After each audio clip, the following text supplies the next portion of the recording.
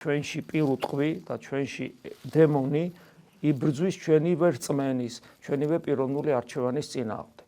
ხოლო თუ ადამიანს ახლა რწმენა არ აქვს და პიროვნული არჩევანი არ გაუკეთებია, ის მთლიანად შეპყრობილია. ესე ამბობენ წმინდა მამები, რომ ადამიანი ურწმუნო ადამიანი, რადგან ხორციელი ცხოვრებით ცხოვრობს და რადგან ეგოისტური მე არის დომინანტი მასში, ის გავს ეშმაკს და გავს ცხოველს.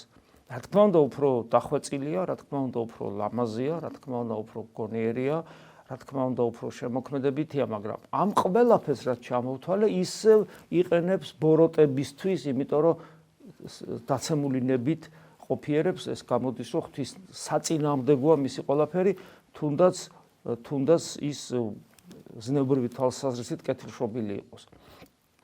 იმიტომ რომ საბოლოო ჯამში პერსპექტივა არ აქვს. როგორც მაგალითად ბოჩოლას არ აქვს პერსპექტივა, ხო ბოჩოლა ხო საყვარელია, შვილის ნუკრი ძალიან საყვარელია, მაგრამ პერსპექტივა არ აქვს, იმიტომ რომ მისი ბუნება არის მიწა, ის უპერსპექტივოა. ხოლო ადამიანის მდგომარეობა უფრო მძიმეა, იმიტომ რომ მისი ბუნება კი არის მიწა, ცხოველივით, მაგრამ მის უკვდავებას ატარებს.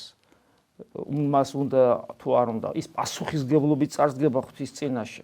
გესმით? ეს არის და ის ატარებს იმას, რაც ბოჩოლას და თუნდაც ბოჩოლას ცხოვრებით იცხოვროს და შვილის ნუკრის ცხოვრებით ადამიანმა, ან უწყინარი იყოს, ის მაინც ატარებს იმას, რაც არც ბოჩოლას აქვს და არც შვილის ნუკლს. ეს არის ეგოიზმი, ეს არის პატივმოყვარეობა, რომელიც სიამაყიდან აღმოცენებულია.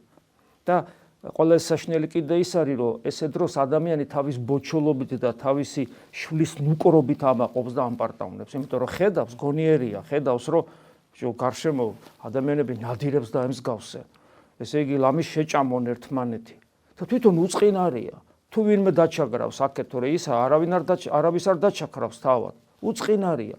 და უწყინარი რომ არის, შესაბამისად იგი ხედავს, რომ ჯობია გვერდზე ადამიანს, რომელიც ესე იგი მზად არის გადასასვლოს მეორე ადამიანი.